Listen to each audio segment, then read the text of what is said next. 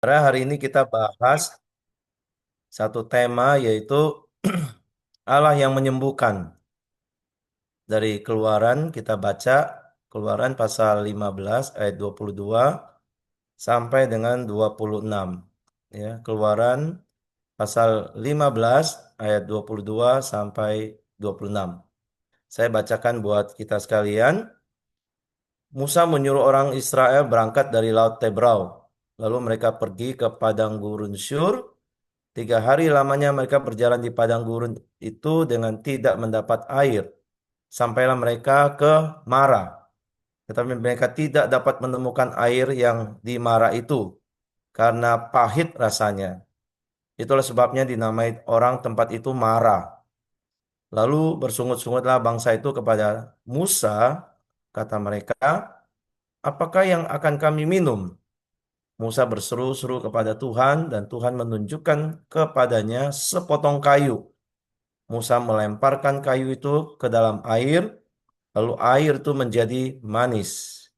Di sanalah Tuhan berikan ketetapan dan peraturan-peraturan kepada mereka, dan di sanalah Tuhan mencoba mereka. Firman-Nya, jika kamu sungguh-sungguh mendengarkan suara Tuhan Allahmu dan melakukan apa yang benar di matanya, dan memasang telingamu kepada perintah-perintahnya dan tetap mengikuti segala ketetapannya, maka aku tidak akan menimpakan kepadamu penyakit manapun yang telah kutimpakan kepada orang Mesir.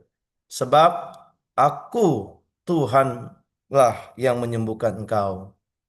Saudara, kalau perhatikan narasi ini yang baru kita dengar, bangsa Israel itu baru saja mengalami mujizat yang besar, yaitu mujizat mereka melewati Laut Tebrau, menyeberangi Laut Tebrau. Nah, setelah 3 hari ya, hanya dalam 3 hari kemudian mereka bersungut-sungut karena air yang pahit di Mara. Jadi ini realitanya, ini yang terjadi. Dan ini memperlihatkan kepada kita satu pelajaran penting bahwa mujizat besar yang dialami tidak otomatis menghasilkan iman, ya, atau ketaatan kepada Tuhan. Makanya Tuhan masih berikan mereka ketetapan untuk mereka lakukan. Dan juga tidak langsung membawa pengenalan terhadap Allah. Apa yang sudah Allah kerjakan di waktu-waktu sebelumnya. Nah, di narasi ini kita akan melihat bagaimana Allah menyatakan salah satu identitas dirinya yang unik di sini. Yang tidak ada pada berhala-berhala yang mereka pernah tahu di Mesir. Ya, apa saja? Nah, yang pertama, di sini Allah menyatakan dirinya, identitasnya yaitu sebagai Yehova Rafa, Allah penyembuh. Ya, jadi Tuhan yang menyembuhkan, Yehova Rafa. Ini bukan sekedar soal perbuatan penyembuhan itu sendiri, tetapi ini bicara soal identitas Allah, bicara soal natur Allah yang memulihkan, menyembuhkan. Ini karakter Allah sebagai penyembuh, baik secara fisik maupun secara spiritual. Nah, kita lihat ya dari aspek ini, sifat Allah ini nanti digenapi di dalam pribadi Yesus Kristus. Ya, meskipun perjanjian lama juga mencatat bagaimana Allah menyembuhkan umatnya. Dan lebih realnya lagi, begitu banyak pekerjaan penyembuhan yang dikerjakan oleh Tuhan Yesus Kristus. Ya, dia menyembuhkan banyak orang sakit, dan meskipun tidak semua orang disembuhkan pada zaman itu, dan termasuk pada zaman ini, orang sakit tidak selalu disembuhkan.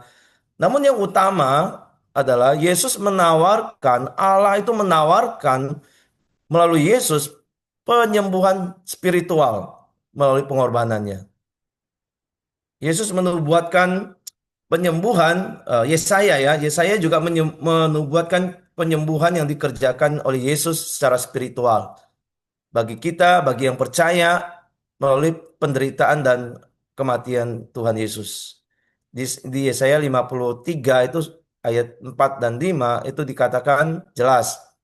Sesungguhnya penyakit kita lah yang ditanggungnya dan kesengsaraan kita yang dipikulnya.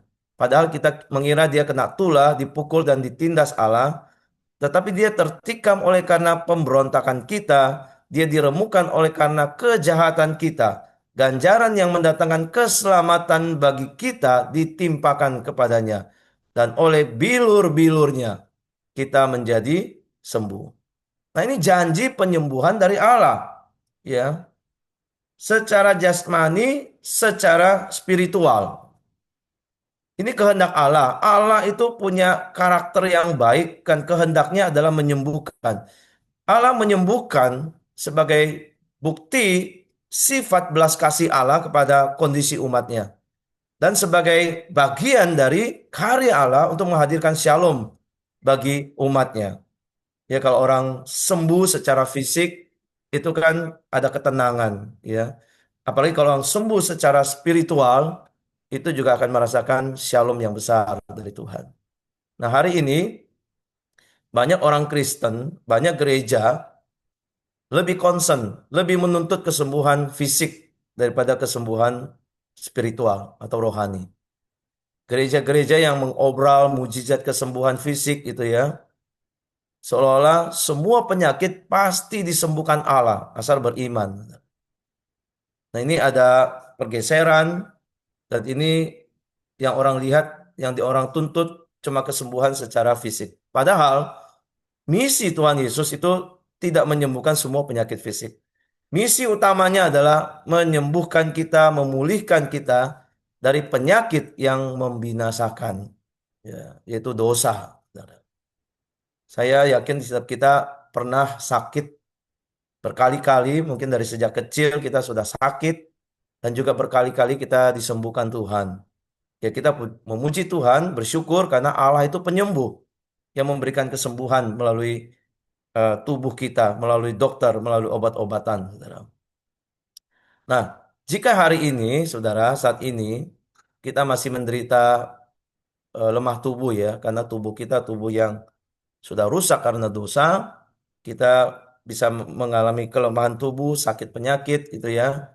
Ada banyak hal, mungkin ada darah tinggi, ada kolesterol, ada diabetes, ada asam urat, asam lambung, dan mungkin sering kambuh, dan kita sudah berdoa sekian lama, tapi tidak sembuh-sembuh juga. Nah, respon kita bagaimana? Respon saudara bagaimana? Ini yang penting, saudara. Apakah saudara akan protes ya sama Tuhan gitu?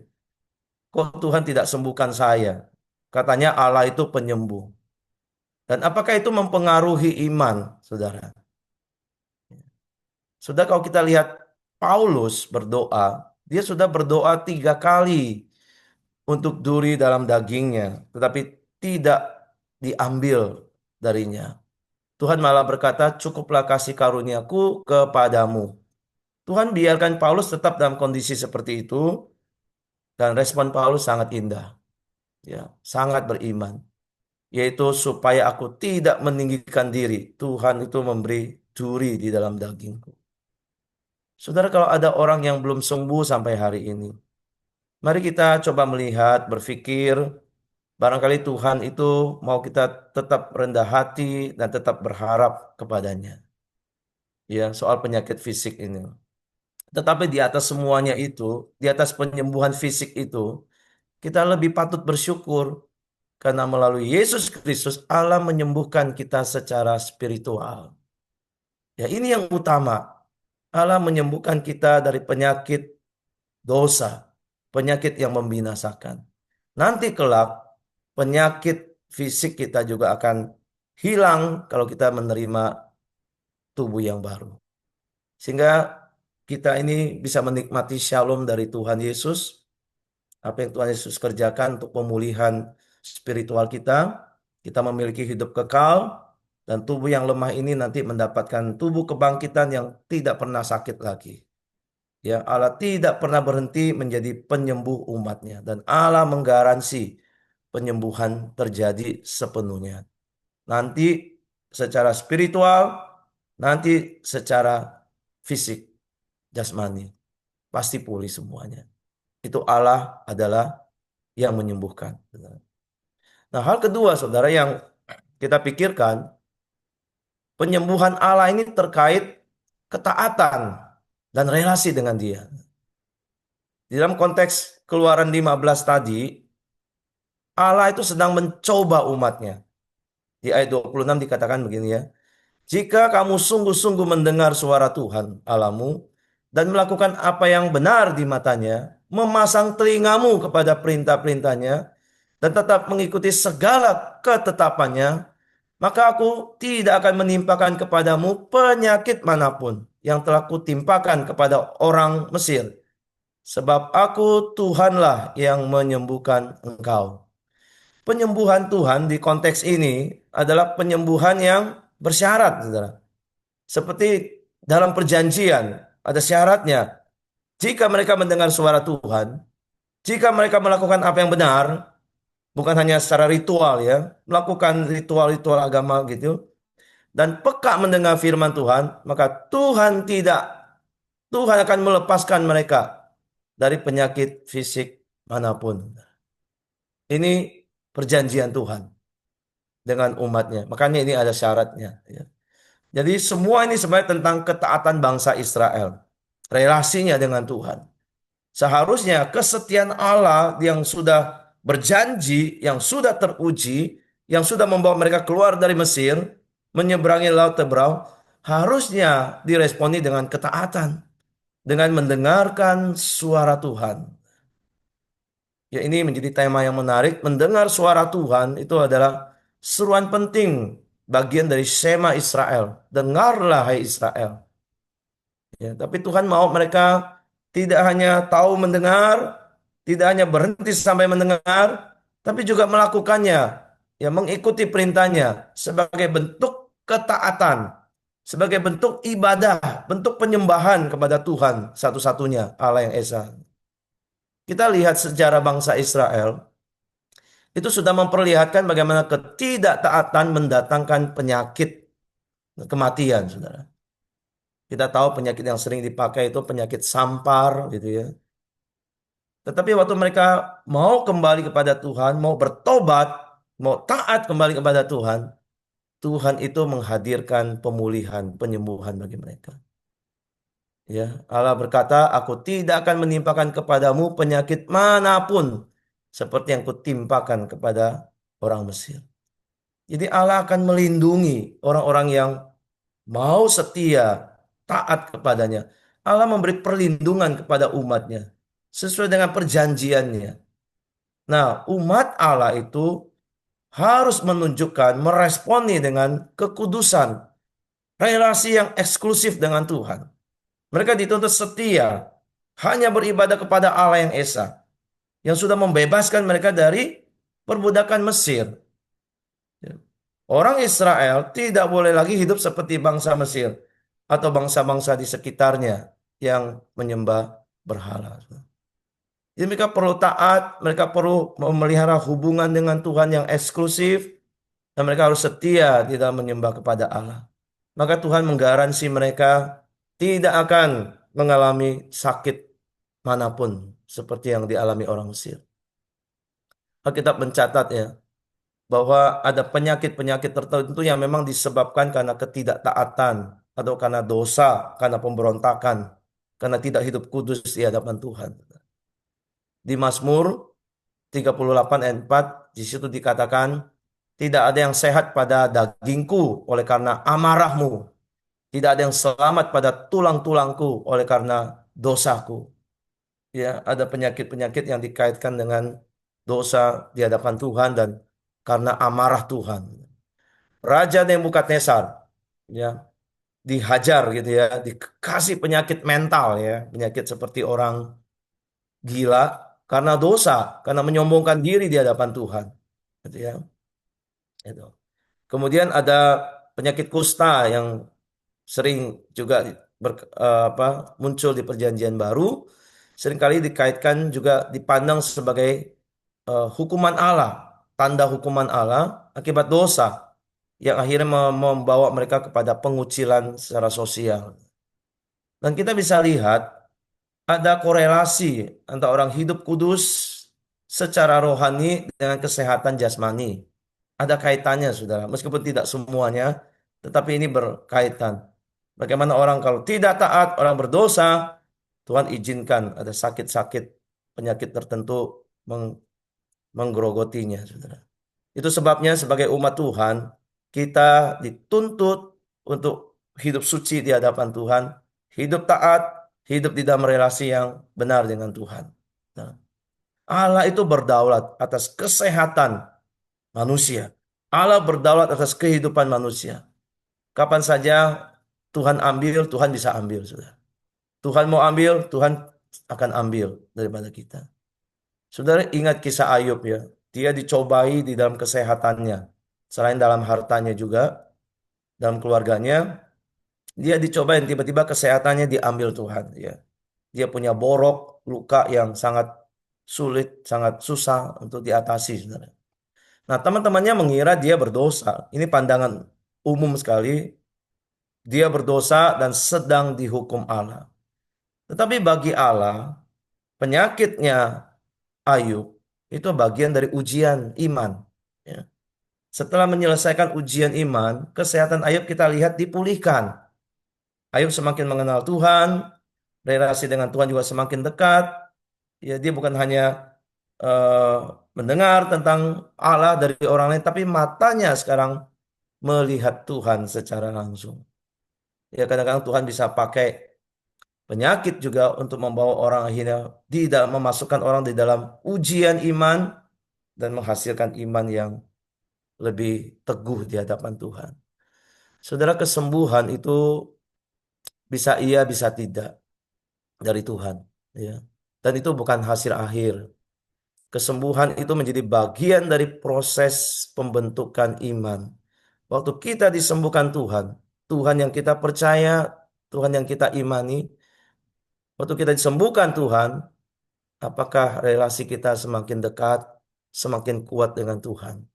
Atau biasa saja, saudara? Ya, sudah kita perlu mengenal Allah kita adalah Allah penyembuh yang sungguh-sungguh juga peduli dengan kesehatan kita. Dan Dia mau kita juga hidup dalam eh, kesejahteraan secara fisik, saudara.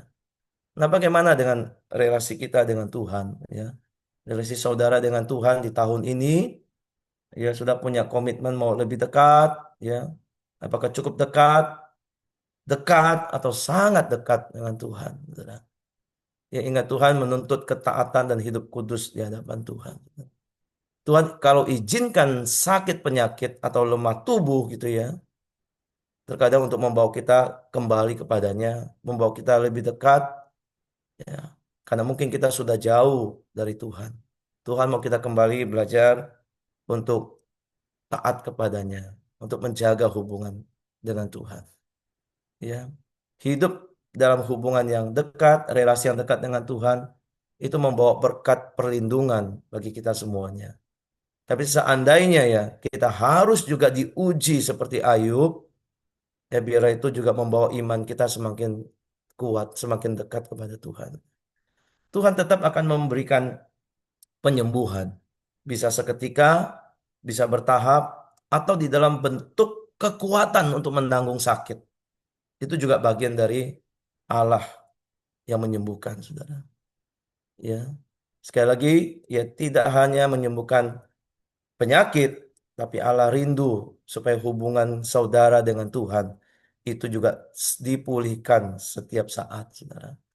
Jadi mari kita dengan tema yang indah hari ini, bagaimana kita bisa melihat kaitan sakit dengan ketaatan kita, dengan relasi kita, dengan iman kita kepada Tuhan. Dan kita bersyukur kalau Tuhan selalu memberi kesembuhan, karena itu bersumber dari Tuhan, kesembuhan tidak mungkin datang dari setan.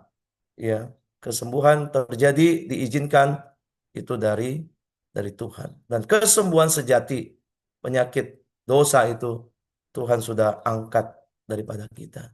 Biar kita bersyukur dan kita terus mengimani Tuhan di dalam eh, keseharian kita, mempercayakan kesehatan kita di dalam tangan Tuhan. Kiranya Tuhan memberkati renungan ini. Mari kita berdoa.